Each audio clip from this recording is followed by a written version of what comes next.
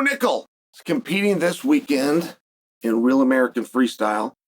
That's on Fox Nation. That'll be the debut event for Real American Freestyle. And if you guys haven't heard of that, or you're thinking, why does that sound familiar?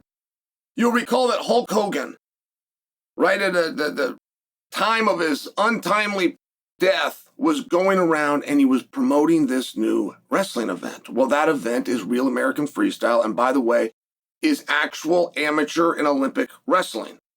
They're trying to avoid the word amateur, so they're trying to use the word Olympic, and I'm trying to get used to that because they're making it pros. They are paying the guys. They are treating them like professionals. They are looking at the skills they have, matching them up accordingly, building some drama, telling a story about it, popping the popcorn, selling the beers, setting the tent up. I mean, the whole bit. They're turning it into a professional event. And just to illustrate the professional event, they got the attraction and attention of Bo Nickal. Bo is going to go over there. Bo is taking on Cardus. Now, Cardus is awesome. You guys won't be familiar with him, but Bo has an age group world medal. Happens to be gold. Cardus, so we're all in the same language, has 3 age group medals. Bo was a Big Ten champion. Cardus is the Big Ten champion. In fact, Cardus won the Big Ten this year, beating Buchanan from Iowa in the finals. 2 weeks later, Buchanan of Iowa wins the NCAA tournament. Cardus ends up in a wrestleback going for 3rd place with Mr. Fast Twitch, and it was this 1-score match. Setting the table for you. Because a guy like that, a Big Ten champion, let's just go back to Bo's heyday. Bo had his last amateur match in 2001 at the Olympic trials opposite his teammate and friend at the time, David Taylor. Good competitive matches. I believe the final score of the final match Bo ever had was 5-1. But that was a long time ago, but Bo never stopped. Bo does his MMA training in the same room. Bo, for MMA training, will go and jump in on practices in that same Penn State college wrestling room. Does that translate perfectly? I mean, there's a lot to be asked here. Bo's accomplishments are meaningfully more significant than that of Cardus, but Cardus' accomplishments are happening right now. This Big Ten tournament I tell you that he won, that was in March, as in last March, as in a few months ago. Whereas, again, Bo has to go back to a big tournament. It was a defeat, and he's got to go back to 2021. How much does that matter? I mean, I'm just bringing it to your attention because I never got over, at any part of my career, I never got over what I had learned on day 1 of my career, which is wrestling as king. So I would take breaks in my career so often, and I would just go wrestle. I kicked the season off every season for 6 years with CCC, a college that is drivingly accessible to my house. They do morning workouts, afternoon workouts. They do the buddy carries, the condition. I did all of that and still made it to MMA practice. I never traded one for the other. I just added. And I will tell you, for those periods of time, I felt great. I felt like I had a secret.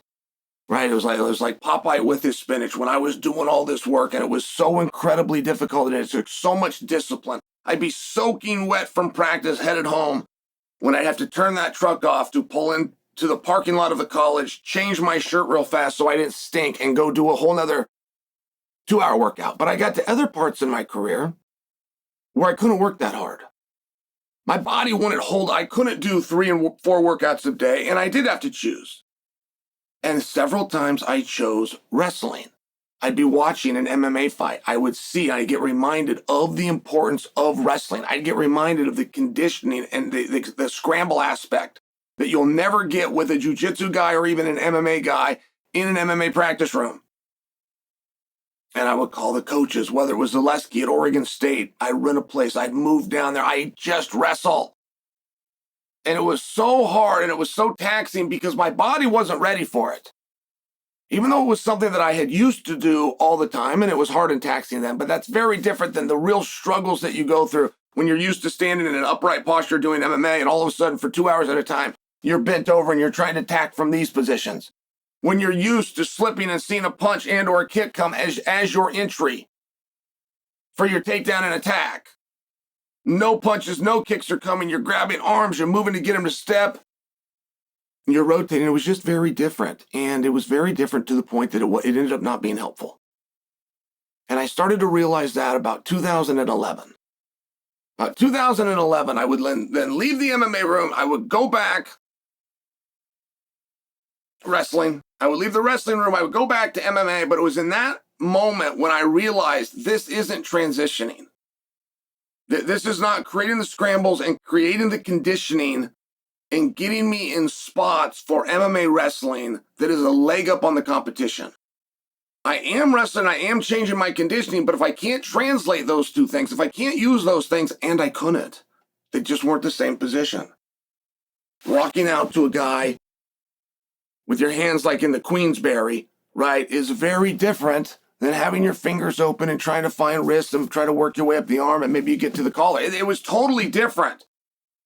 So I would be working so hard in those college rooms, much harder than an MMA room. I would be working so much harder. The one thing that I knew when I go to the MMA room is this is going to be an easy practice for me. I am in better shape than you guys. MMA guys don't meet on the football stadium at 6 a.m. and run stadiums with a guy on their back. That is a very exclusive training technique to college wrestling. It just didn't translate at all. It didn't translate at all. When I get down to the ground, one guy's on his back and he's facing me. In the other sport, one guy gets down on the ground, his belly's towards the mat, his back is facing me. So I'd end up in these positions and I'd be looking at it and go, that's not where we just spent the last 2 months. But I couldn't quit doing it. I too much had fallen for the idea that the wrestler is king. So even though I realized around 2011, I'm in a different sport than the one I started in 1997. Don't go back to that wrestling. Wrestle in MMA. Don't go back and wrestle as a way of thinking you're going to wrestle better in MMA. And by 2014, I'd already gone and done 2 more seasons with the college. By 2016, in 2017, I made myself a promise. Chael, your wrestling days are done. Don't ever do it again. Only because, not that it's not a great workout and not that it's not a sport that I love. It has nothing to do with the MMA of MMA. Nothing. I could not find anything that translates. Even the one technique that translates, which is a double leg takedown. Your entry for it is totally different when you're standing up as opposed to bent over. So therein lie ultimately is the question, can you do both? Can you wrestle and do MMA? Can you do them at the same time? Can you do them well? Can you parlay them? Can you use a level of conditioning that you get to MMA and then take that conditioning over to wrestling?